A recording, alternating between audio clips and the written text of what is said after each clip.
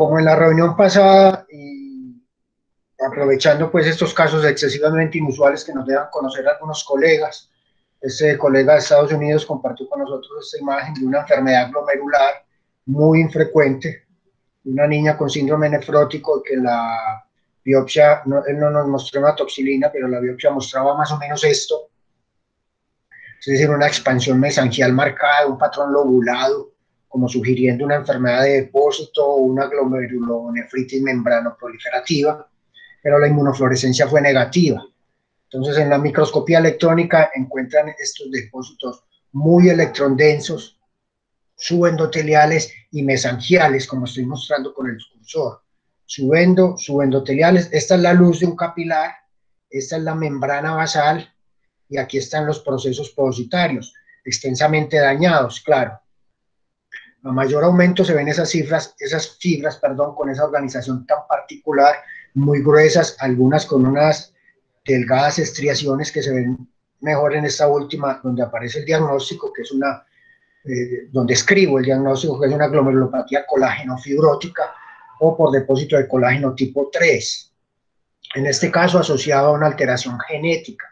Es una enfermedad de la que buscando en PubMed hoy encontré alrededor, sumando todos los casos, alrededor de 70 informes de casos desde el 79, que fue desde el año 79, que fue la primera descripción. Era una enfermedad que se describía sobre todo en pacientes japoneses, pero que ya sabemos que puede dar en cualquier parte del mundo, y que la están reportando mucho en la India también, allí como una enfermedad esporádica, no asociada a una alteración familiar de etiología desconocida. Bueno, son unas fibras muy particulares, muy fáciles de ver porque son muy notorias en microscopía electrónica. Lógicamente uno solo la sospecharía si con un patrón de depósitos de estos todo te da negativo y no hay antecedentes de nada. Lógicamente necesita la microscopía electrónica para confirmar. Bueno, eso era todo como un abrebocas. Si quiere, comenzamos entonces con los casos. Muy buen caso, profesor, muchas gracias. Nunca hemos tenido uno así o no lo hemos sospechado. A continuación, entonces, la doctora Ana María Arango, la doctora María Isabel y el doctor Omar nos van a presentar los casos, y el doctor Luis Fernando Arias la correlación patológica. Adelante, Anita. Bueno, muy buenos días, tardes a todos. ¿Están viendo bien la presentación?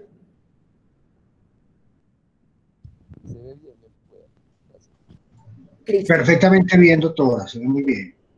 Perfecto, entonces como ya nos presentó el doctor Nieto, somos Ana María Arango Rivas, María Isabel Mora Tortuga y el doctor Omar Julián Plazas. María Isabel y yo somos residentes de medicina interna y el doctor Omar es fellow de nefrología pediátrica. Vamos a empezar entonces con el primer caso. El primer caso es un paciente de 77 años, él vive en Marinilla, está en unión libre y tiene 3 hijos, es agricultor y ahora es cesante. El motivo de consulta es porque le duele mucho la cintura. El paciente ingresa por un cuadro clínico de 5 días de evolución de dolor lumbar izquierdo, que ahora viene exacerbándose por lo que consulta, y adicionalmente con edemas en miembros inferiores. En ocasiones él refiere que el edema también compromete la cara y los miembros superiores. Adicionalmente comenta que ha tenido orina espumosa sin hematuria macroscópica y niega síntomas irritativos urinarios. El paciente ingresa afebril, estable, con una puñopercusión izquierda positiva. A la revisión por sistemas niega otros síntomas, no fiebre, tos, ni ningún otro síntoma sugestivo de infección. Entre los antecedentes personales tiene una dislipidemia, una enfermedad coronaria revascularizada con angioplastia más stent en 2016, actualmente con una fracción de eyección del 50%. Desde septiembre del 2020 viene en seguimiento por nefrología debido a lo que, según la historia, parece una proteinuria, según nefrología ambulatoria con una enfermedad renal crónica categoría G3A o 3. Y había sido enviado a la valoración por nefrología por medicina general para valoración del paciente porque encontraron una proteinuria en el uroanálisis de 150 gramos. Adicionalmente es hipertenso, quirúrgicos niega, alérgicos no tiene, toxicológicos es exfumador hace 7 años, con consumo de licor pesado hasta hace 4 años, y los medicamentos es omeprazol, asa, atorvastatina, losartán y carvedilol.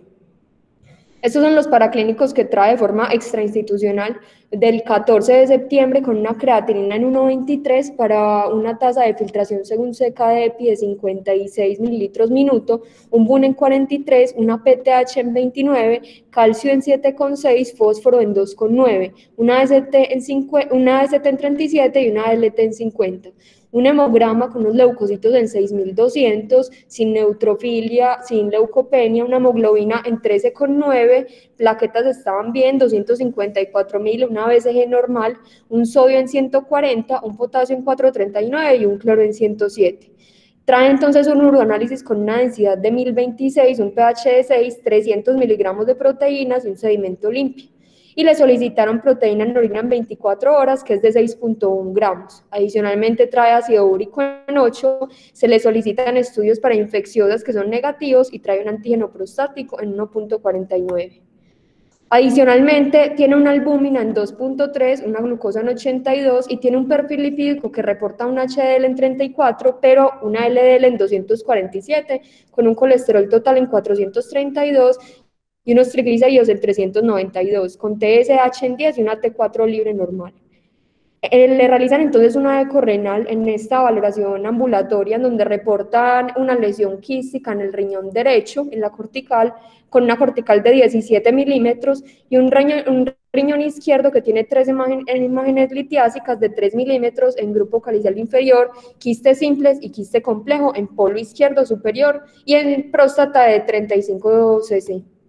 Al examen físico del ingreso, los signos vitales estaban normales, cardiopulmonar normal, como ya les mencioné, una puñopercusión izquierda positiva y un edema en miembros inferiores, grado 3. Los paraclínicos del ingreso, entonces, un calcio en 8,6, un sodio en 138, un potasio normal, la creatinina en 19 y un BUN en 31. Un hemograma que estaba normal, y un citoquímico de orina que nos reportaban leucocitos negativos, nitritos negativos y eritrocitos 50, con 3 cruces de proteínas, eritrocitos 0 a 3, leucos 0 a 5, sin bacterias. Entonces, en urgencias lo enfocan inicialmente como un síndrome nefrótico por el edema, la proteinuria, la hipoalbuminemia y la hipertrigliceridemia, y por los hallazgos en la eco renal de la litiasis deciden solicitar. Las infecciosas fueron negativos, adicionalmente le solicitaron una biopsia renal, estudios para autoinmunidad y electroforesis de proteínas con cuantificación de cadenas livianas y con inmunofijación en suero y en orina. El urotag entonces es negativo para litiasis, no hay signos de obstrucción o cambios de inflamatorios que expliquen por la insuficiencia renal y tiene quistes renales bilaterales de aspecto simple en el estudio no contrastado, con un quiste complejo en el riñón izquierdo. Y acá nos reportan entonces ANAS positivos, un patrón moteado de dilución 1 en 40, un complemento que está normal, una transferrina en 230, la albúmina en 2,8 y nos reportan una inmunofijación en orina positiva para proteína de Bence-Jones lambda, una inmunofijación en suero con una gamapatía monoclonal IgA lambda asociada a un aislado lambda libre. Y en la electroforesis de proteínas, presencia de un aislado kappa a caracterizar con anti-IgD, anti-IgE y adicionalmente nos reportan una albúmina en 2,9, un gamma en 0,7 sin pico M y adicionalmente nos reportan la IgA con una cadena lambda libre. En las imágenes entonces solicitan una radiografía de huesos largos, cráneo simple y pelvis, donde encuentran unas lesiones líticas en la calota. Entonces, hasta ahora lo enfocan como que es un paciente con una inmunofijación en orina positiva para Bence-Jones, en suero con una gamapatía monoclonal IgA lambda libre y sospechan una gamapatía monoclonal, un mieloma múltiple versus una amiloidosis AL. Y adicionalmente por esto adicionan biopsias con tinción rojo Congo. Solicitan entonces en electroforesis de proteínas en orina IgA, IgM e IgG, una serie ósea y beta-2 microglobulina y adicionalmente un aspirado de médula ósea como estudio complementario para descartar mieloma. Por ahora el único componente para CRAB, ya que no tenía ni hipercalcemia ni anemia, tampoco doloroso, eran esas lesiones líticas en el cráneo. Estas son las biopsias que le hicieron de glándula salivar y de tejido celular subcutáneo, donde estaban buscando como algo que sugiriera amiloidosis. En realidad no observó amiloidosis, estaba pendiente las tinciones con rojo Congo, que finalmente fueron negativas. Tampoco en tejido celular subcutáneo evidenció tinción de rojo Congo. Entonces, este espacio sigue como para los patólogos, para que nos ayuden con el resultado de la biopsia. Bueno, de nuevo lo de siempre, mostrando algunas imágenes de histología normal para que nos hagamos una mejor referencia visual de los casos. Un glomérulo que tiene una cantidad de capilares sostenidos por el mesangio, que lo estoy marcando aquí con la flecha, mesangio, mesangio, pared capilar, espacio de Bowman. Noten la celularidad, que es relativamente baja, noten capilares bien abiertos, un espacio de Bowman bien identificable, algunos núcleos de podocitos, pero recuerden que podocito hay en toda la circunferencia del capilar. Hacemos siempre varias tinciones, una de ellas es la de plata, que nos marca mucho mejor, negro, la membrana basal. Esto es un área mesangial, otra área mesangial, que son así de pequeñas. Y una imagen de un libro para ver cómo es el podocito que se localiza en la parte externa del capilar. Noten que este es el cuerpo con el citoplasma y el núcleo allí dentro, pero con unas extensiones excesivamente largas, que son estas más grandes, los procesos podocitarios primarios, y luego otros más pequeñas que se interdigitan, que son los procesos podocitarios secundarios, y que si hiciéramos un corte transversal de esto, como se ve en microscopía electrónica de transmisión, la anterior era de barrido, entonces en la microscopía electrónica de transmisión estos pedicelos o procesos podocitarios secundarios se ven así, entre ellos un espacio, que es lo que llamamos hendidura de filtración. Ahí está una línea que a veces se ve más negra, que es el diafragma de filtración. Todo esto es la barrera principal a filtración de proteínas. Y un túbulo intersticio normal, cortical, túbulos proximales más rosados y túbulos distales más claros. Y entre ellos casi no se nota nada porque el intersticio es muy escaso. Ahora vámonos a la biopsia. Una biopsia en la que, con toda la historia que nos contó la doctora Arango, íbamos a buscar una gamapatía monoclonal, porque ya sabemos que tiene IgA lambda en suero y que tiene síndrome nefrótico. Lo lógico es pensar que esa cadena ligera anormal está produciendo enfermedad renal. A poco aumento se ve el intersticio ensanchado. Notaron con la biopsia normal, con el tejido normal, como el intersticio no se nota en la corteza. El hecho de que se note ya te implica que hay algo anormal, en este caso edema y un mínimo infiltrado inflamatorio. Glomérulos, si comparáramos con la imagen inicial, noten que el mesangio está más ensanchado, que en algunas partes hay más células. Todo esto es un área mesangial y hay 1, 2, 3 núcleos, quizá 4. En algunas partes más ensanchado por matriz o por un depósito de algo, y subjetivamente, porque es algo muy subjetivo, algunas paredes capilares se ven más gruesas de lo que solemos verlas. Eso es muy subjetivo. Aquí un podocito desprendiéndose, otro podocito grande, otro podocito desprendiéndose. Claro, tiene síndrome nefrótico, eso significa que los podocitos están sufriendo. Otro glomérulo, aquí se nota más la expansión y la hipercelularidad mesangial, aquí más expansión acelular, lo mismo en esta otra área mesangial. Una pared capilar que se ve algo gruesa, otra que se ve algo gruesa. Vuelvo y les digo que eso es algo muy subjetivo, que uno de ver y ver muchos capilares va infiriendo que están más gruesos de lo habitual. Lógicamente, para saber si de verdad están gruesos y medirlos, necesitaríamos microscopía electrónica. Aquí más de lo mismo, se hace más evidente ese ensanchamiento mesangial en este lóbulo, en esta área mesangial, en esta otra área. Y aquí cambiamos a la tinción de tricrómico, que nos marca azul todo el mesangio, todo lo que sea colágeno. Ensanchamiento mesangial. Podocitos hipertróficos, es decir, grandes, algunos desprendiéndose como este. Espero que estén viendo el cursor. Otro que se ve más cercano a lo normal, aún así esta área mesangial está aumentada. Eso era lo que más notábamos por el momento. En un glomérulo este se ve distinto porque era tejido que venía fijado en glutaraldehído, entonces toma características tintoriales algo diferentes. El tejido que nos envían para microscopía electrónica, si hay muy buenas muestras, preferimos usar una parte también para microscopía de luz. Este es el polo vascular. Noten que hay una zona más roja junto a ese polo vascular. Esto es una hialinosis periliar. Eso por sí mismo no significa nada específico, pero suele asociarse a lesiones por hiperfiltración. Y noten este mesangio que se ve ensanchado. Si yo veo este mesangio así, solo con una celulita, es decir, un ensanchamiento más por matriz, en el contexto de una paraproteína, yo pienso inmediatamente que esa paraproteína se está depositando aquí.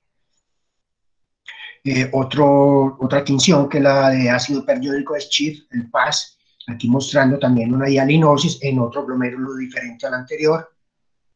Con la tinción de plata se nota muy bien la hipertrofia e hiperplasia de podocitos. Noten que los podocitos también están aumentados en número. Son muy fáciles de ver en esta biopsia. Paredes capilares sutilmente engrosadas o subjetivamente engrosadas, y que a mayor aumento, me devuelvo, voy a aumentar esta área, esta zona de aquí abajo. Eso. Y miren la pared capilar como se ve irregular, como desflecada hacia afuera. Esas son las puntas que describen en inglés y que siempre nosotros en castellano las solemos decir en inglés, spikes. Esos son los spikes, que te sugiere o te indica que hay una lesión subepitelial, o sea, por debajo del epitelio visceral, que son los podocitos. Más aquí, unas paredes capilares que se ve gruesa. A este aumento no se nota, pero vamos a aumentar más esta zona de la parte superior. ¿Qué es esto? Noten el desflecado, las puntas, los spikes que te sugieren, no son específicos de membranosa, pero que te sugieren una membranosa. Hay otras cosas que pueden dar lo mismo, a veces en la amiloidosis podemos ver eso. Lógicamente es indispensable el rojo Congo y la inmunofluorescencia. Aquí más de lo mismo, noten la hipertrofia de los podocitos, estos son citoplasmas podocitarios, aquí el núcleo. Noten la pared capilar gruesa, noten desde este aumento que ya se ve como unos pequeños puntitos hacia afuera. Vamos a aumentar esta área.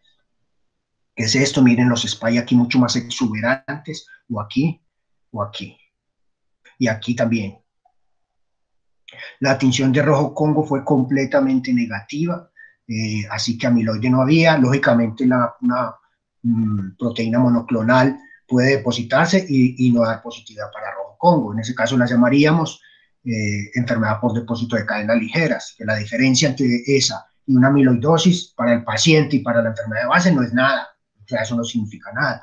El patólogo debe saber que a veces esa paraproteína se organiza de tal manera que te da rojo Congo positivo y la llamamos amiloidosis, o a veces no te da positivo y la llamamos depósito de cadenas ligeras.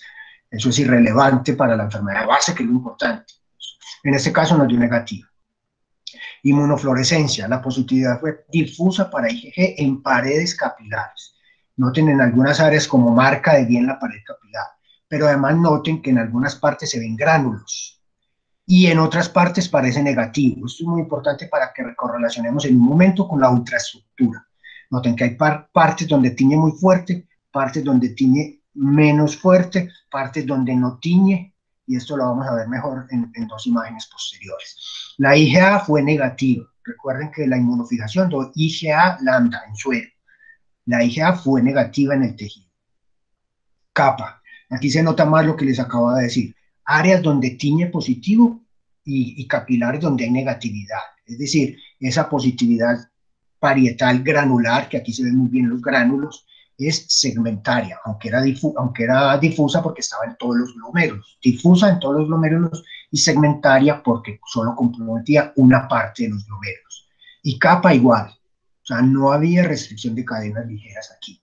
Había un patrón de membranosa, glomerulonefritis membranosa. Una sorpresa muy grande para mí porque para todos yo creo que nos estábamos esperando compromiso renal por esa paraproteína, pero no fue así. Vamos a la ultraestructura. Aquí a pequeño aumento, noten, esto es una pared capilar, esto es la luz, este es el espacio urinario. Inmediatamente todos los que han pasado por patología conmigo notan ese aspecto de pelos que hay en el espacio urinario. Esas son las extensiones podocitarias anormales tratando de reparar la transformación microvellosa del citoplasma podocitario, que no es específico de nada, pero que te indica que los podocitos están sufriendo, se están dañando y están tratando de reparar. Esto aquí abajo en la esquina superior izquierda es una luz capilar. Esta es la pared, la membrana basal, que noten cómo está irregular, pero es mejor verla a mayor aumento. Aquí otro capilar. La luz, la transformación microvellosa del citoplasma podocitario, una membrana basal, otra membrana basal, que noten cómo está de ondulada hacia afuera y con proyecciones. Pero además un material oscuro, o sea, electrón denso, subepitelial. Los complejos inmunes que acabábamos de ver en la inmunofluorescencia, IgG, sin restricción de cadenas. Aquí también más exuberante, no faltan pues algunos rayones en algunos cortes, pero esta imagen era tan diciente que preferí, no obstante los rayones, traerla. Aquí a mayor aumento, noten esas proyecciones que es el reflejo ultraestructural de los spikes, estos que estoy marcando con la flecha, porque los depósitos son los que están en ellos, entre ellos, perdón.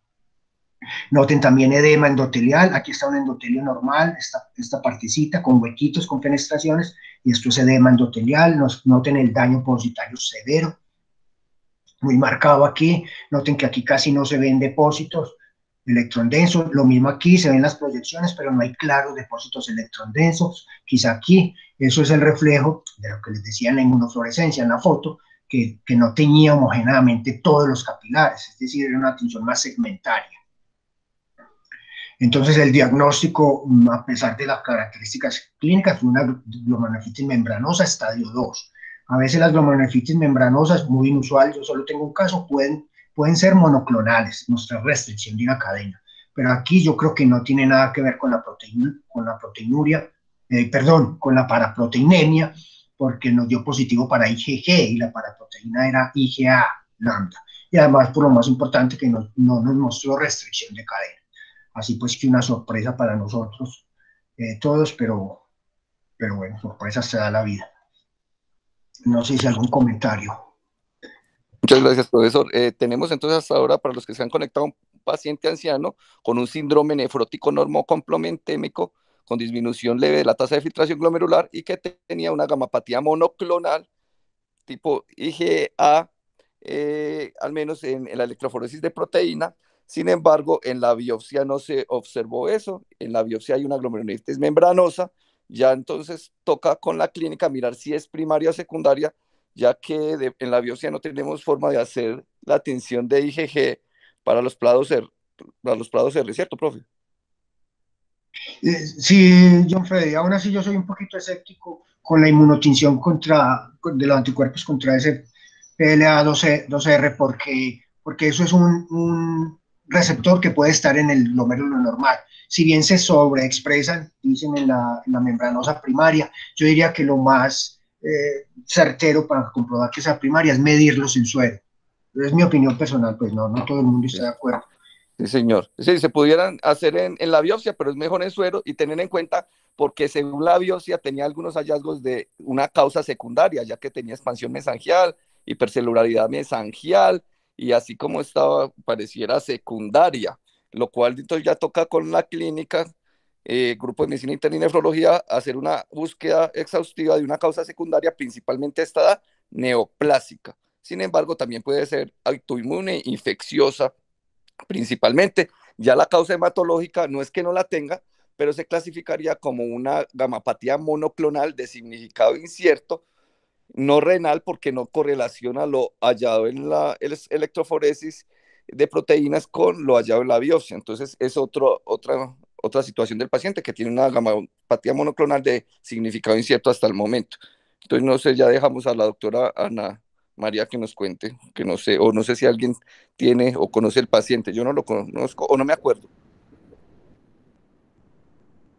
Doctor, es como para hablar de algunas cosas como que podemos concluir con este caso. Si quieren les leo el aspirado de médula ósea.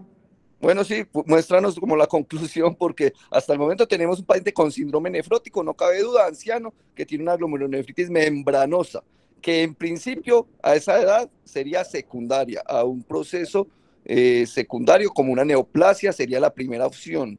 Y entonces a estos pacientes hay que hacerles, idealmente, los anticuerpos PLA2R, que son los anticuerpos contra el receptor de tipo M de la fosfolipasa 2, tipo IG4, que si están positivos apoyan mucho un diagnóstico primario. Si están negativos, no descarta lo primario del todo, pero lo hace menos probable y habría que hacer más énfasis en lo secundario.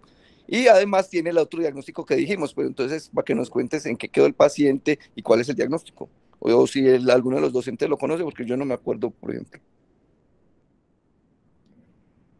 Profe, entonces, pues como a manera de conclusiones con este paciente, pues recordar el enfoque de la proteinuria, cuándo podemos tener falsos positivos de la proteinuria, cuándo podemos tener proteinurias que son benignas, como transitorias y ortostáticas, y siempre pues estudiar las patológicas. Entonces, este paciente se le solicitó el uroanálisis se determinó que tenía proteinuria, que esta proteinuria era una proteinuria persistente, pues no se valoró si era ortostática, se cuantificó en 24 horas, era más de 3 gramos, al paciente entonces se le solicitó, como está acá, el perfil lipídico, el hemograma, tanto los estudios autoinmunes como los infecciosos, y adicionalmente pues la biopsia renal. Hay algo ahí importante y es que lo que vemos con estos pacientes sería importante tipificar pues qué proteínas son como las que tenemos con una inmunofijación tanto en suero como en orina, que fue lo que se hizo con el paciente. Y con esto determinar si estamos ante, si es albúmina principalmente lo que se está perdiendo, pues entonces realizar los estudios que ya les mencioné, pero si no, evaluar si tiene cadenas monoclonales livianas, que fue entonces lo que se realizó con el paciente, para descartar sobre todo mieloma múltiple y amiloidosis, u otras paraproteinemias que son por fenómenos de sobrecarga, que fue lo que se quería descartar en el paciente. Y adicionalmente, si no, por el contrario, tiene proteínas que son heterogéneas de bajo peso molecular, donde podemos estar ante una patología tubulointersticial, que no era el caso, o una glomerular. Entonces, pues quería como traerles, si quieren les leo, no la copié en la presentación, pero acá tengo el aspirado de médula ósea, si quieren se los leo. Sí, pero como te digo, no correlaciona lo hematológico con la patología renal. O sea, el paciente no tiene algo en la patología de esa gamapatía monoclonal que tiene. O sea, la gamapatía monoclonal que tiene es independiente de la patología renal. En este momento tiene una membranosa que no se correlaciona con lo visto en los estudios hematológicos. Pero lo que el paciente fue visto entonces por hematología después de esto y se le realizó el aspirado en biopsia de médula ósea, en donde lo que comienzan a decir entonces que tenemos una gamapatía monoclonal con componente secretor IgA, con una proteína de Bence-Jones lambda positiva y beta-2 microglobulina que salió alterada. Lo que hicieron entonces con la biopsia renal que ya nos mostró el doctor es que encontraron los hallazgos pues de una glomerulonefritis membranosa que no tenía compromiso para proteínas. Las cadenas lambda sí estaban muy elevadas con lesiones líticas en cráneo y lo que reporta Hemato es que en médula ósea tiene plasmocitos menos del 10%, que esto junto con tener una biopsia de piel y de glándulas anivales sin depósito amiloide, pues en general pues nos va a descartar amiloidosis. Lo que recomienda hematología entonces es que dado la presencia de lesiones líticas y la elevación sustancial de cadenas lambda, requiere pues le solicitaron un PET que no le han realizado y que tiene control con hematología el 26 de noviembre, la próxima semana. Muy bien, entonces hay una disociación, tiene dos cosas. No sé si alguno de los compañeros Doctora, lo conoce. Doctora, esas células plasmáticas de menos del 10% las reportan como anormales, monoclonales, o no hablan al respecto. Ya le digo, doctor, pero yo miro bien en el aspirado.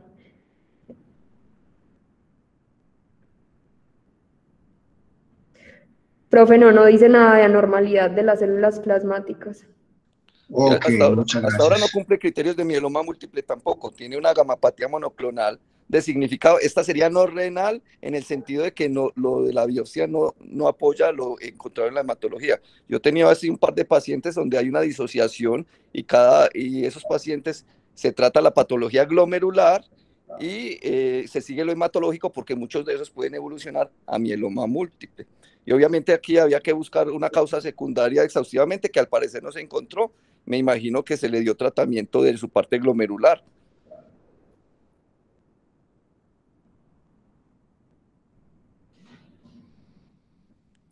Anita, de nefrología, ¿qué dijeron? Ya para terminar.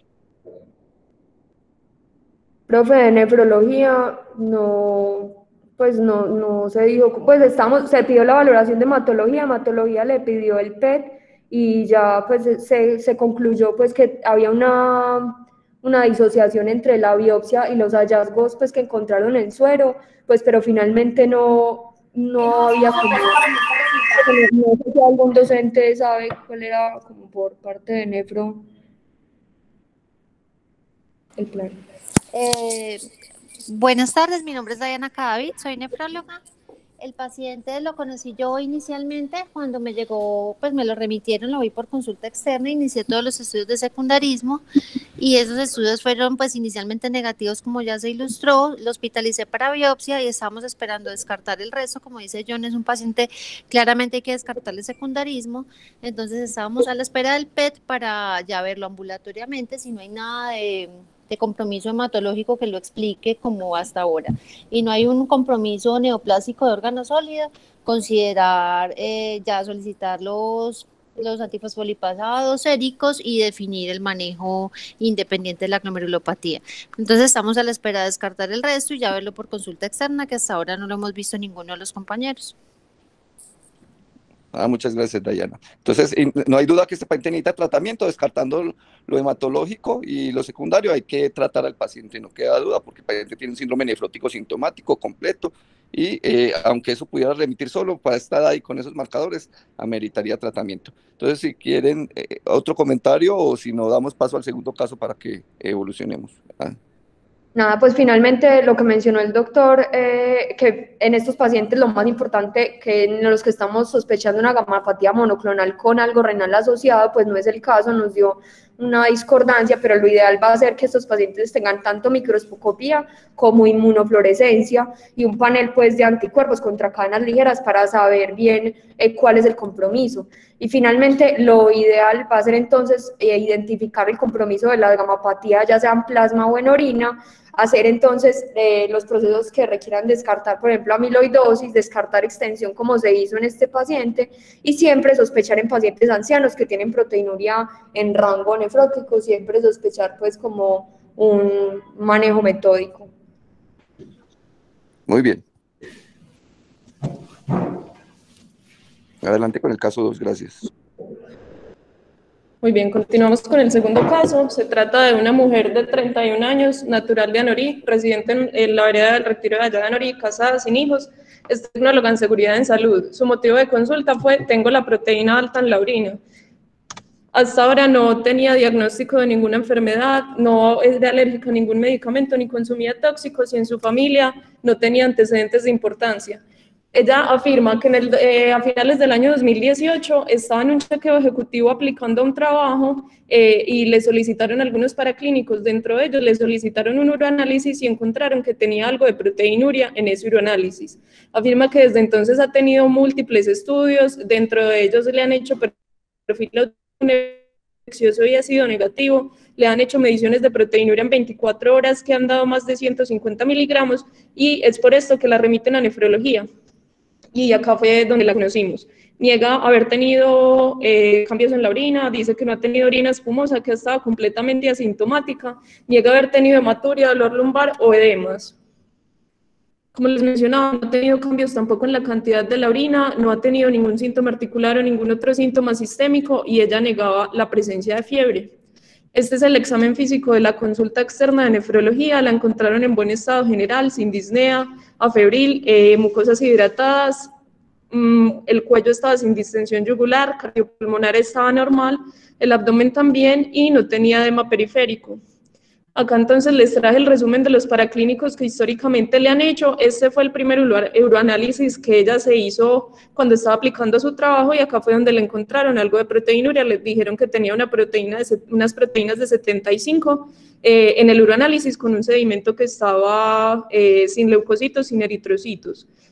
Posteriormente le repiten el estudio ya en enero de 2019 y encuentran un uroanálisis con proteínas de 25, un sedimento también sin leucocitos, sin eritrocitos, sin bacterias. Le hacen una medición de función renal, creatinina de 0.9 miligramos por decilitro, BUN de 13, reportan una microalbuminuria de 150 miligramos y acá, pues como hallazgo llamativo, encuentran una hemoglobina glicosilada del 6%.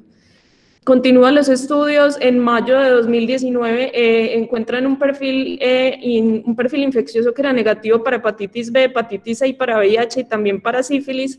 Le hacen una medición de proteinuria en 24 horas, cuyo resultado es 724 miligramos con un volumen de 1.8 litros. En ese mismo año le hacen un hemograma en el cual se encuentra completamente normal y ya durante este año nuevamente le repiten estudios, destacando que tenía una proteinuria en 24 horas, ya en esta ocasión de 1 gramo, de 1029 miligramos, con un volumen de 2.7 litros, y le hicieron una medición de depuración de creatinina, en la cual tuvo resultado de 71.49 mililitros minuto. En este caso, ya la medición de creatinina en suero era de 1.1, recordemos que tenía previamente, el año previo a esta medición, de 0.8. Tiene un perfil autoinmune que es negativo, se le hizo además una electroforesis de proteínas séricas, cuyos resultados reportaron como normal, no me entregó, pues ni tampoco me pudo enviar la gráfica ni los valores, y otra medición de proteinuria en 24 horas de 430 miligramos. Quiero destacar que esta medición fue después de la que les había reportado de febrero, en la que ya tenía incluso 1 gramo. Finalmente, estos son los últimos paraclínicos que ella se hizo y los que trajo a la consulta externa por nefrología, en los cuales destacaba que tenía ya una creatinina de 1.27, un BUN de 16, un colesterol total 159, triglicéridos 112, un LDL de 86, el fósforo estaba normal en 2,8, el resto del ionograma sin destacar pues mayor hallazgo, y olvidé mencionarles una albúmina en 428. Se le solicitó una ecografía renal y de vías urinarias, la cual se hizo en su hospital local. En resumen, reportan que los riñones se encuentran en localización normal, un ligero aumento de la congenicidad del parénquima en forma difusa y algo de alteración de la diferenciación corticomedular. Reportan el tamaño del riñón derecho como de 94 por 54 por 43 milímetros y con una cortical pues que ellos califican como parénquima de 20 milímetros. El riñón izquierdo de 100 por 37 por 48 milímetros y también una cortical de 21. Concluyen finalmente que tiene cambios descritos por nefropatía, no la califican pues como aguda ni crónica, y que la sugerencia era correlacionar con su clínica y que fuera valorada por nefrología. Ya pues abro este espacio entonces para el doctor Arias, que nos pueda comentar qué encontró en la patología. Pues con la historia que les comenté, ella asistió a la consulta de nefrología y pues teniendo en cuenta que hasta ahora no era muy concluyente la causa de su proteinuria, se le pidió una biopsia renal.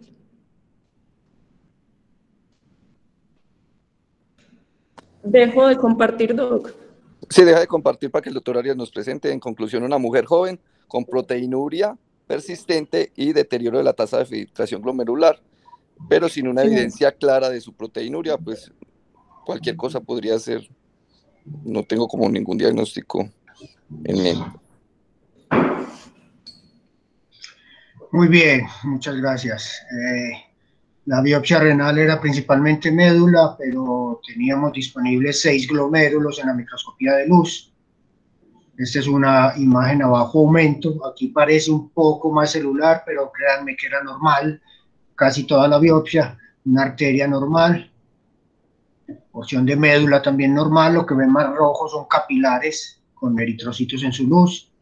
En la médula sí se ve más intersticio. Es diferente a la corteza, en la que el intersticio no se logra ver bien con la microscopía de luz.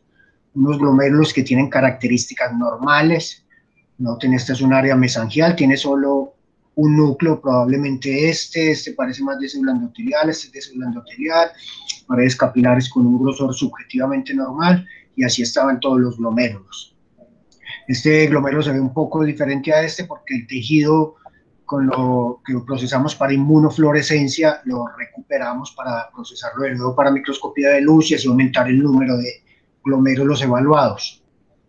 Con la tinción de tricómico todo muy bien, muy normal. Lo mismo aquí, unos glomérulos sin alteraciones, por lo menos con la microscopía de luz. Aquí con la tinción de Paz estoy mostrando todas las tinciones, toda la mayor cantidad de glomérulos posibles y todos con unas características normales. Aquí un pedazo de arteria, túbulos proximales, intersticio que imperceptible. Lo mismo con la tinción de plata, unas paredes capilares completamente normales. Pero en una zona de la unión corticomedular, a la izquierda médula, a la derecha corteza, había un foco de infiltrado inflamatorio. Fue la única alteración que yo encontré con la microscopía de luz. Aumento un poquito esa zona para que vayan notando que hay un flanco infiltrado linfocitario. Perdón, aquí a mayor aumento, donde se nota que además de estar infiltrando el intersticio, se están metiendo a la luz de algunos túbulos, es decir, lo que llamamos tubulitis. Se ve en esta imagen muy inflamado, pero hago énfasis en que era una zona muy limitada de la unión corticomedular. Los otros cilindros, tanto de médula como de corteza, no mostraban inflamación. Era una inflamación tan pequeña que yo diría que es menos del 5% de toda la biopsia. Una inmunofluorescencia completamente negativa, entonces ya nos quedaba para buscar una proteinuria tan leve que, como nos dijo la doctora, supera 1 gramo en algún momento, pero que un mes después ya estaba de nuevo en menos de 1 gramo, 430 miligramos en 24 horas. Un capilar normal, está en la luz con eritrocitos, siempre me llama mucho la atención, me parece muy bonito cuando un eritrocito aparece abrazando a otro, tan lindos. La membrana basal, noten los procesos podocitarios completamente normales, ya los vamos a detallar todo a mayor aumento, el cuerpo del podocito, una célula endotelial con su núcleo, lógicamente endotelio hay en toda la circunferencia, noten cómo conserva sus fenestraciones, sus hendiduras, noten los procesos podocitarios normales, noten el grosor de la membrana basal, ya voy a mostrar las medidas porque es importante, siempre en estos casos de proteinuria leve. Aquí lo mismo, toda una arquitectura normal, mesangio sin alteraciones, mesangio sin depósitos. Más de lo mismo, yo podría poner las imágenes que sea, pero todas al final me van a estar mostrando lo mismo, unos procesos podocitarios muy bien preservados con sus hendiduras de filtración, con membrana basal regular, relativamente homogéneas, aquí se ve muy bien, una fotopastología normal. Y aquí empezamos con las mediciones. En algunas partes, lógicamente, no todas van a medir igual. Si en esta parte que yo la veo un poquito ondulada lo midiera, probablemente delgada. Pero lógicamente uno hace mediciones en las zonas más promedio. Aquí puede que se haya pasado un poquito la raya y le dio 550, pero probablemente es un error del punto en el que se empezó a medir. Probablemente un poquito menos, aún así estaremos bordeando los 500 nanómetros. Aquí dice 0.55 micrómetros, que equivalen a 550 nanómetros. Yo siempre los expreso en nanómetros. Unas mediciones que, como ven, son un poco más gruesas de lo que uno espera para una mujer normal, adulta, que dicen que lo máximo está alrededor de 420, 430.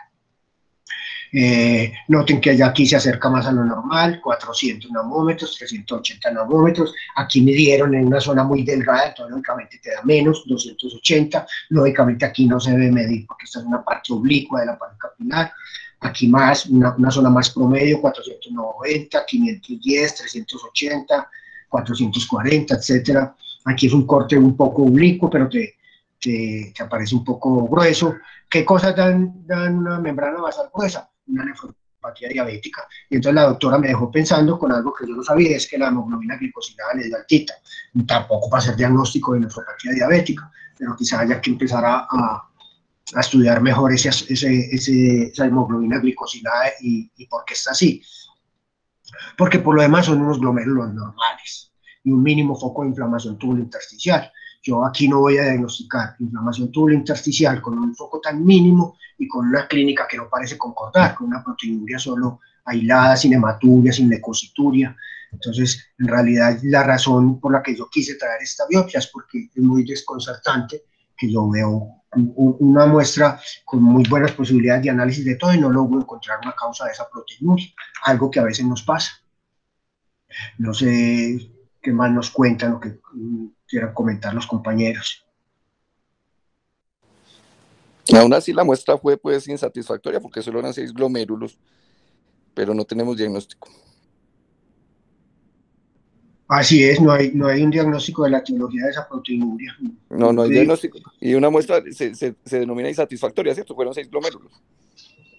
Sí, podría ser. A mí lo que me sorprende pues, son dos cosas. Son esas membranas basales gruesas, que no sea que tenga algún grado de intolerancia a los carbohidratos y que de alguna manera esté produciendo esa proteinuria, que alguna vez hablamos de eso, de que no necesariamente necesita una nefropatía diabética. Lógicamente habría que estudiar mejor pues, esa parte metabólica.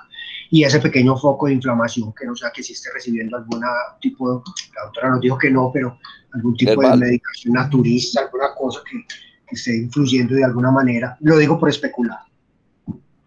Sí, es muy frecuente. Y también las causas, hay causas genéticas que se manifiestan así, sobre todo en mujeres con una menos penetrancia y también pueden dar proteinuria leves en progresión.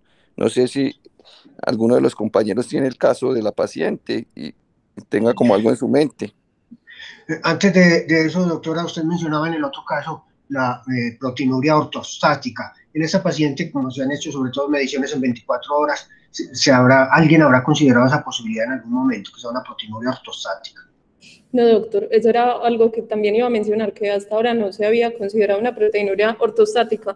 Y que otra cosita que quería destacar, que de pronto olvidé mencionarles como con más fuerza, era en uno de los uroanálisis, tenía 250 de glucosa, y eso pues como que no se le dio mucha importancia.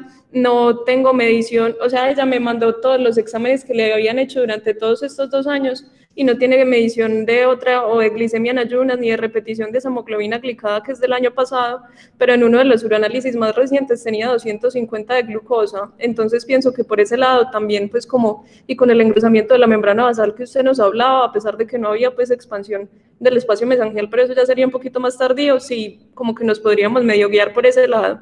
Pero hablando específicamente de lo de la proteinuria ortostática, no, doctor, no se profundizó en esa parte. Ok.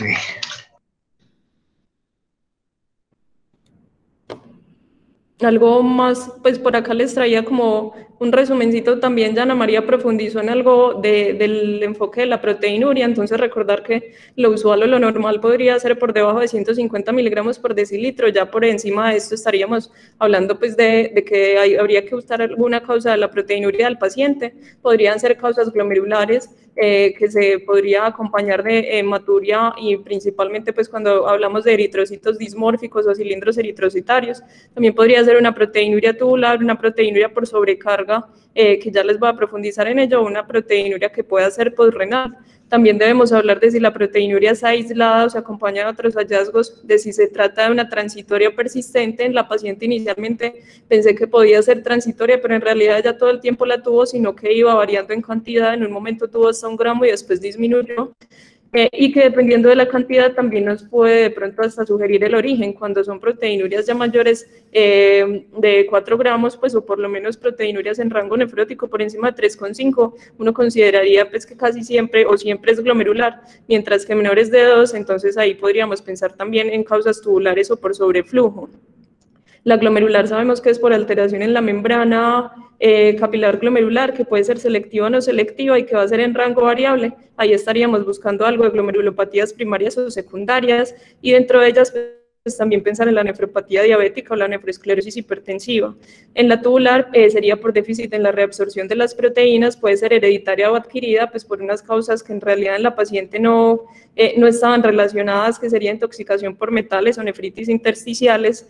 Y también la sobrecarga sería más en casos de paraproteinemias, de pronto rhabdomiolisis, o en casos de hemólisis, que tampoco era lo que estaba pasando con nuestra paciente. Una posrenal podría ser producida por inflamación del tracto urinario, tampoco era el caso de la paciente, no hablaba de nefrolitiasis, y en la imagen, a pesar de que solo tenía pues una ecografía de vías urinarias, no había nada que lo sugiriera, no había tenido episodios recientes de ITU.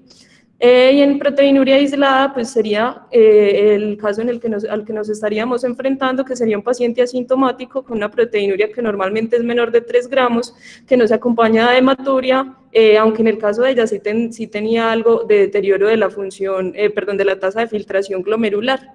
Normalmente las que son transitorias o la proteinuria ortostática es menor de 1 a 2 gramos, entonces por ese lado sí podríamos considerarla. Y pues en las proteinurias benignas definitivamente considerar la ortostática, como el mismo doctor Arias nos lo propone, o pues también que pudiera estar relacionado con ejercicio, con episodios febriles, pero pues la paciente en ningún momento nos lo sugirió. Esta sería, porque se le hizo biopsia renal a ella, pues en este caso definitivamente sería por una proteinuria persistente o que viene en aumento y que no hemos encontrado la causa, y pues hasta ahora ahí nos quedamos. Tiene pendiente revaloración por nefrología, está en manejo con la doctora Catalina. Muy bien, muchas gracias. A ustedes. Entonces, al paciente entonces requiere un seguimiento estricto, medidas antiproteinúricas, ver que no tenga un problema metabólico de obesidad, de alteración de los carbohidratos, un trastorno genético, y vigilarla a ver en qué termina. Por ahora no tiene indicación de ningún tratamiento específico inmunosupresor, solo seguimiento y determinar que no tenga un compromiso sistémico de estas enfermedades que estamos mencionando. El ortostatismo muy raro a una mujer de 31 años, generalmente es personas adolescentes, hombres longilíneos jóvenes. Sin embargo, en el protocolo siempre se debe hacer, pero por definición, si tiene deterioro de la tasa de filtración glomerular, no causa ese diagnóstico. Eso no produce deterioro de la tasa de filtración glomerular. Seguimos entonces con el otro caso, si no hay otro comentario.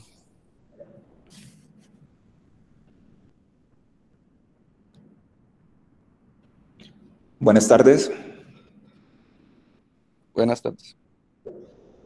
El siguiente caso es un niño de 7 años que nos invitaron a presentar en la tarde de hoy. En este familiograma podemos ver que es natural y procedente de Medellín. Él, en el momento de su nacimiento, tenía 2 hermanos mayores de padres distintos, el hermano mayor de 10 años y la hermanita de 8 años para el momento del nacimiento. Producto de una madre de 26 años, G3, sin pérdidas, sin controles del embarazo, un parto a término aparentemente por ecografía, fue vaginal, institucional, autóxico, un peso al nacer no confirmado por la madre, le parece que eran 3.300 gramos, una historia muy pobre, perinatal, ictericia neonatal, aparentemente riesgo de infección por esa falta de controles, hospitalizado 3 días, de los cuales 2 días recibió fototerapia, y los estudios infecciosos fueron negativos. En el neurodesarrollo, un niño que logró la sedestación a los 8 meses, el gateo no lo recuerdan, y la marcha a los 14 meses, con un lenguaje aparentemente normal, que hasta ahora no nos ponía ningún factor claro asociado. A los 14 meses debuta con edemas, con hipertensión. El diagnóstico en la institución es un síndrome nefrótico por todos los hallazgos asociados con la dislipidemia, el uroanálisis. El niño fue hospitalizado en esa ocasión y manejado protocolo normal con corticoide en su casa, antihipertensivos, pero prontamente el niño empieza a tener recaídas y se hace un diagnóstico de síndrome nefrótico corticoresistente. Entonces quería mostrarles en esta línea de tiempo cómo ocurre la primera recaída rápidamente, mes y medio después del diagnóstico, en marzo del 2014. El niño entonces consulta a sus 14 mesecitos con proteinuria, edemas, hipercolesterolemia, hipertenso. Tiene una biopsia renal que está reportada con cambios mínimos, y el niño continuó manejo con prednisolona a 60 miligramos por metro cuadrado.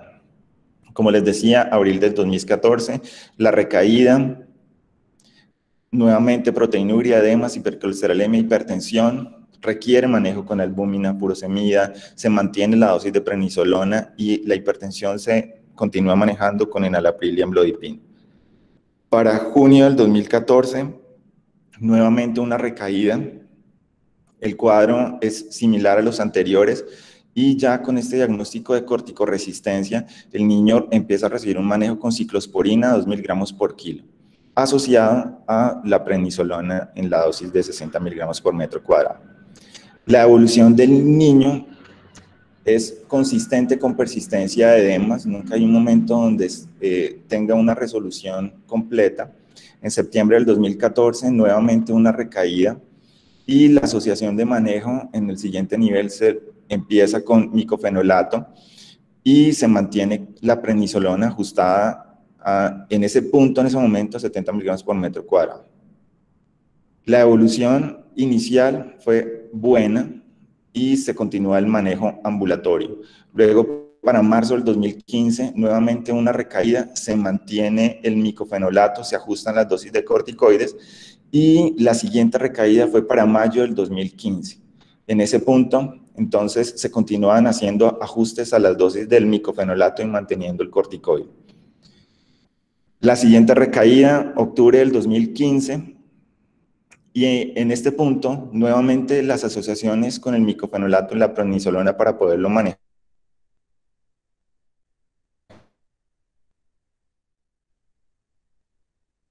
del niño. Ya para este punto empieza a tener otras alteraciones visuales que requieren intervención de oftalmología. En el 2017, para la siguiente recaída, nuevamente el manejo prednisolona y el ajuste con el micofenolato. Luego viene este periodo del 2018 al 2019, donde en el 2018 tiene esta recaída, aparentemente una buena respuesta solo con prednisolona, y tiene un tiempo del 2019 hasta comienzos del 2020, donde no tiene recaídas y el niño sigue recibiendo su manejo antihipertensivo y los controles extrainstitucionales. Para ese punto, en enero, se hace un ajuste en la dosis de prednisolona, se continúa, y la siguiente recaída es para septiembre del 2020. Septiembre del 2020, entonces se hace la biopsia, no la tenemos documentada aquí en la historia escaneada, y hacemos un plano de la evolución de los paraclínicos desde el comienzo de las hospitalizaciones que se han manejado en la institución, donde podemos ver la importancia de la proteinuria, de la dislipidemia, pero vemos favorablemente cómo la función renal del niño no ha tenido un compromiso que sea significativo, y como vemos en la parte final, entonces, cómo no hay una alteración en el peso y en la talla. Entonces, el curso de la evolución ha sido sin un compromiso pondoestatural. Entonces, no hay alteración de la función renal y sin compromiso pondoestatural. De los antecedentes, el niño ha requerido una herniorrafia umbilical, una corrección inguinoscrotal también de hernia. Quedamos con el PAI parcial hasta los 12 meses, de ahí en adelante, por problemas varios, entonces no ha podido completar el esquema completo de las vacunas que debería tener. Dentro de otros antecedentes, niegan exposición a tabaco, ha tenido no alergias, sino reacciones adversas a medicamentos que ha recibido durante su tratamiento, y en ese momento recibe losartán 50 miligramos cada 12 horas, metoprolol 50 cada 12 horas, hidroclorotiazida 25 miligramos al día, y está recibiendo manejo con ciclofosfamida, la dosis calculada completa, ajustada para su peso, programada porque decidieron no recibirlo oral para aplicación endovenosa, y va en la segunda dosis, la semana entrante tiene la tercera. Dentro de los antecedentes familiares, él tiene el medio hermano mayor es monorreno, asintomático completamente. No tenemos un estudio genético hasta el momento para ahondar más, y como la orientación de la revisión de hoy es hacia la patología, entonces quería mostrarles acá el reporte de patología que tenemos de Fundación Santa Fe de marzo del 2014, donde no teníamos alteraciones importantes, donde tenemos acá la inmunofluorescencia con las tinciones que pueden observar, que tenemos también en el reporte de la microscopía electrónica, fusión de procesos podocitarios, como vemos acá, con algunos cambios que no son muy significativos, y en el punto del reporte final, entonces nos hacen un diagnóstico de una enfermedad compatible con una nefropatía de cambios mínimos, y nos dicen en la parte inferior,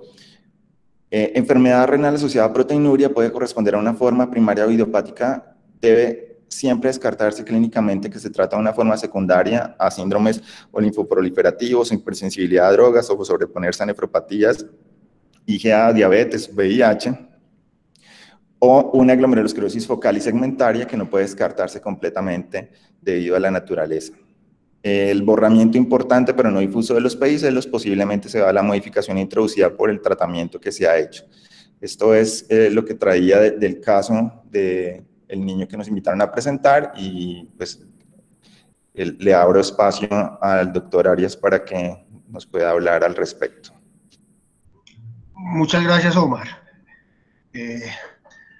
Bueno, un caso que quise traer por lo exuberante de las lesiones y por otra cosa con la que a mí me gusta mucho insistir. Miren que este niño ya tenía una biopsia diagnosticando cambios glomerulares mínimos 6 años antes.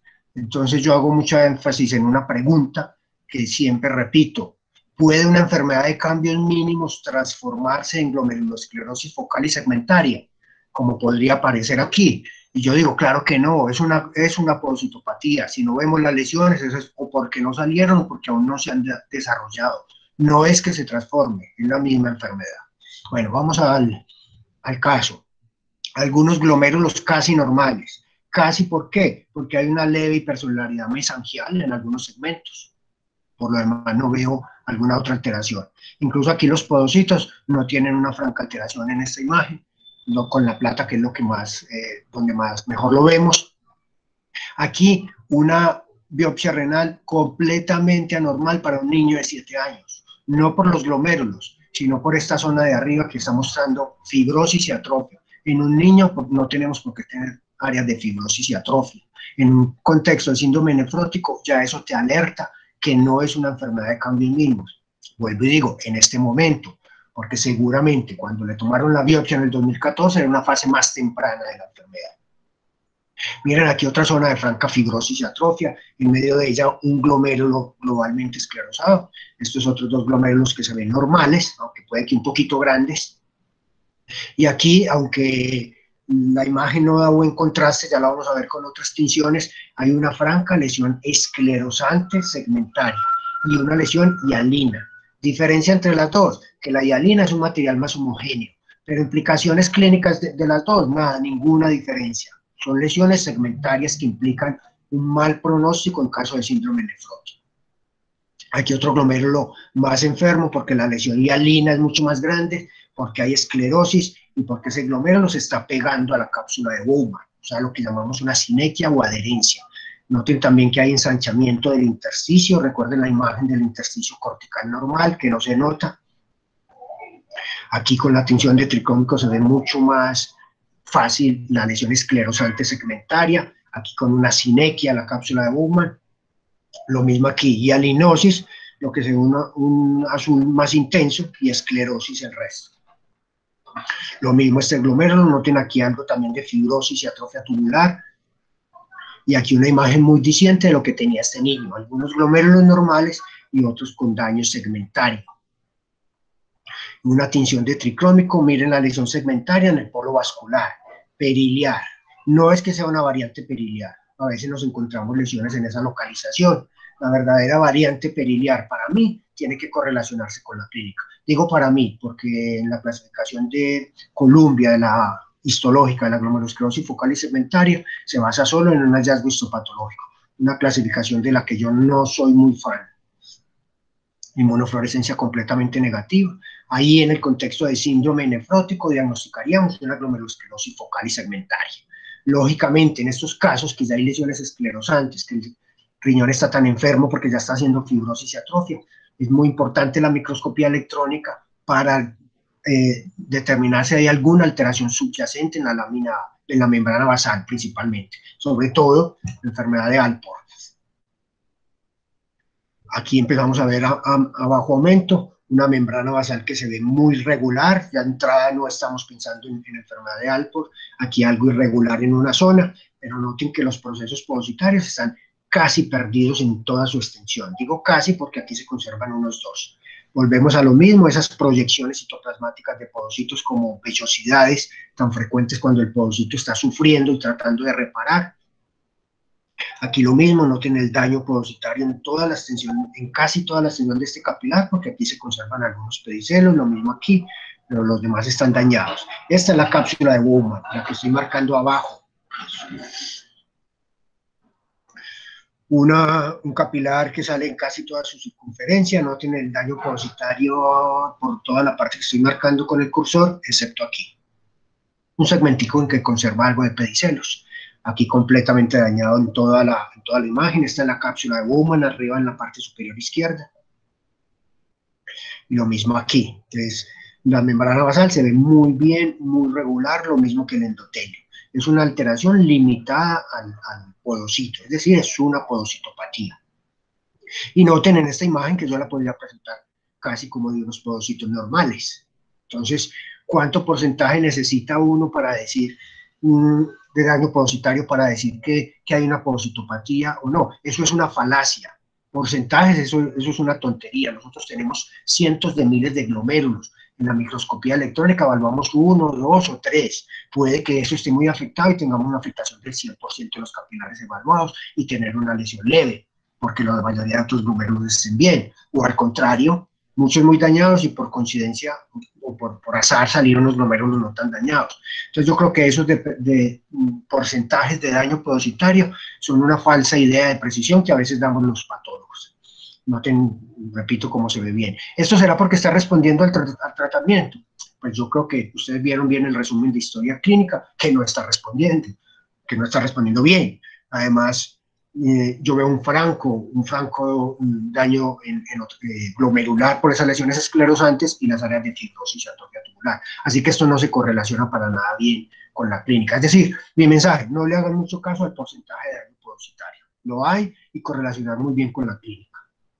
Porque miren esta zona, aquí este capilar se ve gran parte de la superficie con los pedicelos conservados. Si bien es cierto que aquí está dañado, que aquí todo está dañado, ¿qué tal si por azar no salen otros capilares así? Decimos, no, un daño podocitario muy pequeño. Bueno, espero que me hayan entendido el mensaje. El diagnóstico de una glomerulosclerosis focal y segmentaria. Lógicamente, cuando diagnosticamos esto, también quiero que me entiendan, todos los que rotan conmigo lo tienen muy claro. Esto significa que el patólogo está diciendo, esos glomérulos se están dañando y no sé por qué. Eso es ni más ni menos, ese diagnóstico. Porque ¿cuál es la etiología en este caso? Yo no la sé. Que será genética, sí, muy probablemente. Pero en últimas, con la biopsia, yo lo único que hago es confirmar este mal pronóstico que da este diagnóstico en un contexto de síndrome nefrótico. Bueno, espero haber sido claro, no sé si alguna pregunta o comentario. Muchas gracias, profesor. Escuchamos a los nefropediatras, profesores. Buenas tardes, soy Juan José Vanegas, nefrólogo pediatra, médico tratante del paciente. Este paciente lo hemos compartido entre la Unidad Renal de Fresenius Medical Care y el Hospital Pablo Tobón Uribe. ¿Con qué hemos tratado a este paciente? El primer puntal de tratamiento siempre son los esteroides. Luego de haber visto una falta de respuesta, como lo dijo pues ya Julián en el tratamiento, se pasó a varios medicamentos que son antiproliferativos como micofenolato e incluso recibió ciclosporina. Y en la última hospitalización, en vista de su recaída, optamos, a pesar de lo que se dice en las guías que digo, a darle ciclofosfamida. En este momento, hoy lo evaluamos clínicamente, está con tratamiento antihipertensivo y le envié a Julián ahora, apenas que comenzó la reunión de nefropatología, la proteinuria de este paciente. Tiene más de 3 gramos, a pesar de que ya lleva 3 bolos de ciclofosfamida y estaba con 40 miligramos interdiario de prednisolona y todo el tratamiento de soporte adicional. Lo que hicimos ahora fue simplemente darle prednisolona día, pero este paciente con esos cambios en el intersticio, como los acabo de mostrar el doctor Arias, es quizá para completar el tratamiento de los 6 bolos, y si mis compañeros no están en desacuerdo, creo que es muy poco lo que ya se le puede ofrecer, a menos que pensáramos en darle rituximab, que ojalá pudiéramos darlo porque el INVIMA no nos autoriza para hacerlo. Esa es mi opinión. Doctor Juan José, muchas gracias, pero entonces en estos casos obviamente este paciente necesita un estudio genético, tiene un síndrome nefrótico corticoresistente por una focal y segmentaria. Sí, ya lo solicitamos, John Freddy, pero sí, ya lo solicitamos. Eso, pero entonces mi pregunta es, ¿hasta cuándo seguir en estos pacientes el tratamiento inmunosupresor y cambiarnos por todos los inmunosupresores, y cuándo mejor abandonar y no hacer tanto manejo inmunosupresor que le puede hacer tanto daño también a los pacientes? Es una pregunta muy difícil, pero pues obviamente como nefrólogos siempre insistimos hasta el final en uno y otro inmunosupresor, y de pronto mi pregunta va así: ¿cuándo decidir mejor no dar más inmunosupresores sin tener lo que haber pasado por todos los inmunosupresores? Porque el daño acumulado de inmunosupresión en estos niños es muy grave. Yo creo, John Freddy, que el estudio genético es un complemento para ese diagnóstico y tratamiento, y nos podría ayudar a definir, obviamente con el exoma para síndrome nefrótico, si este paciente ya tiene una alteración de alguna de las moléculas del diafragma de hendidura del podocito, y así entonces desistir de más tratamientos inmunosupresores como tú lo dices, porque realmente sí ha pasado por muchos inmunosupresores y posiblemente habría que ya condenar al paciente a que haya un deterioro franco de la tasa de filtración glomerular, y si tiene un defecto genético podría entonces ser susceptible de un trasplante y que en el trasplante no haya una recaída de su enfermedad. Hola, habla Carolina Ochoa, nefróloga infantil. Hola. Para completar lo que estaba diciendo el doctor Vanegas, realmente con los resultados de esa biopsia, donde ya se ven tantos cambios de atrofia y de fibrosis, pienso que ese sería un elemento muy importante para tener en cuenta y considerar suspender inmunosupresión en ese paciente, porque vemos que es un paciente que no ha respondido a nada y a futuro pues obviamente va a ser, podemos tener consecuencias a largo plazo sin lograr una mejoría clínica del paciente. Estoy de acuerdo en el estudio genético claramente, pero sobre todo más pensando a futuro cuando lo vayamos a trasplantar, cuál sería su riesgo de tener recaída. Muchas gracias. Muchas gracias, doctora Ochoa. Ella dice algo muy importante a lo mismo que el doctor Juan José. El estudio genético define el futuro de este paciente, porque si tiene una alteración en las proteínas del podocito, posiblemente en el trasplante no recaiga. En cambio, si tiene una glomerulopatía primaria tipo focal y segmentaria con una alteración en el suero, ese paciente tiene todas las posibilidades de recaer, porque la enfermedad está en el suero y deterioró muy rápido la función renal y se ha presentado con un caso resistente a inmunosupresión. Entonces es fundamental definir si es genético o focal y segmentario primario por una alteración en el suero. Parece más algo genético. No sé si alguien más tenga alguna anotación, o el doctor Luis Arias para finalizar. No, nada, yo lo que quiero decir es que es uno de los diagnósticos más frecuentes aquí en nuestro laboratorio, yo diría que en toda Latinoamérica, y es muy decepcionante pues para nosotros los patólogos no poder ayudar más, y hasta ahí llegamos a decir ese diagnóstico con esas implicaciones pronósticas tan malucas, que el pronóstico es maluco, pues independiente que tenga alteración genética o no. Más importante es para lo que decía John Freddy, para una posible recidiva post-trasplante. Pero sí, es como muy frustrante para nosotros este diagnóstico y no poder ayudar más en etiología. Bueno, entonces muchas gracias a los residentes, la doctora Ana María Arango, María Isabel Mora y al doctor Omar por la excelente presentación de los casos, al doctor Luis Fernando Arias por la excelente presentación de la correlación clínico-patológica, a los docentes por sus opiniones y acompañamiento, y a los estudiantes también por su presencia. Muchas gracias, damos por terminada la sesión.